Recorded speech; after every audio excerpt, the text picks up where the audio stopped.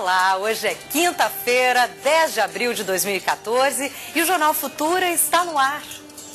A síndrome do pânico hoje atinge de 2 a 2,5% da população mundial, de acordo com estatísticas recentes. Isso significa dizer que cerca de 170 milhões de pessoas sofrem da doença. Acredita-se que o mal esteja relacionado com um alto grau de estresse da vida contemporânea, embora a primeira descrição dos sintomas tenha sido feita por Freud, que a chamou de neurose ansiosa. Aqui no estúdio nós vamos ter uma entrevista sobre o assunto e você pode participar com as suas perguntas, as suas dúvidas pelo telefone 0, operadora 21 2273 5020 ou ainda pelo Twitter, no @Canal Futura. Veja agora os demais destaques da edição do Jornal Futura de hoje. Na última reportagem sobre índios do Sul, você vai conhecer uma aldeia caingangue no interior do Rio Grande do Sul que está perdendo a língua nativa. Assim como meu pai não aprendeu a falar o caingangue, nós também não aprendemos. Assim vai se passando. Depende mais da convivência das pessoas, onde tem mais pessoas que falam caingangue e onde não tem menos pessoas que não convivem muito com a língua caingangue.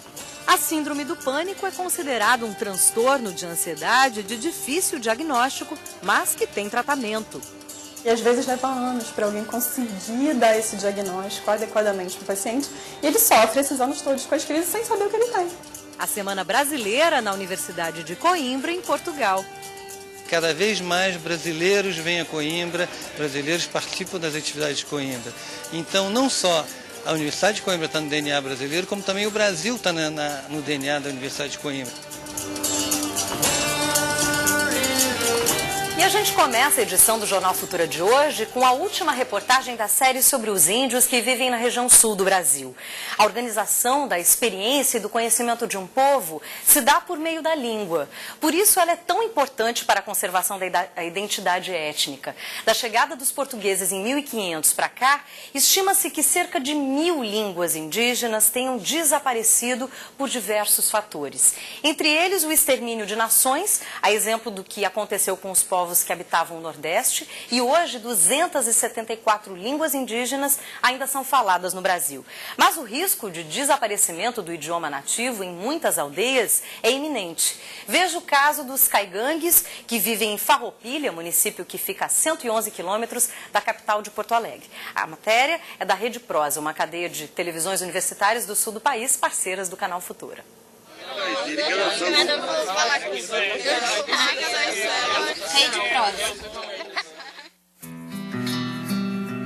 A paciência e o cuidado com o trançar vem de uma origem que atravessa o tempo. Costume antigo do povo indígena caigangue, presente na aldeia Pandói-Bug, interior de Farroupilha, no Rio Grande do Sul. Mas, ao mesmo tempo que a herança sobrevive de geração em geração, a identidade desaparece pela fala. Tu sabe falar caigangue? Não. Nem escutar, não entende nada? Não. Raíssa não é a única. Das 50 crianças e adolescentes, apenas 15 falam a língua.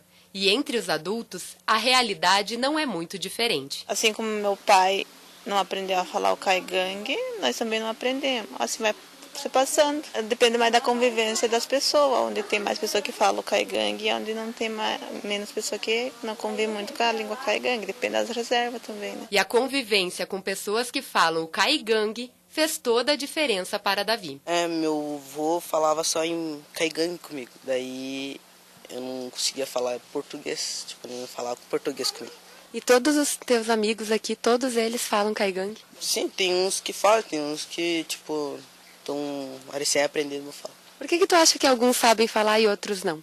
Porque, é que tem pais que não ensinam, vamos dizer.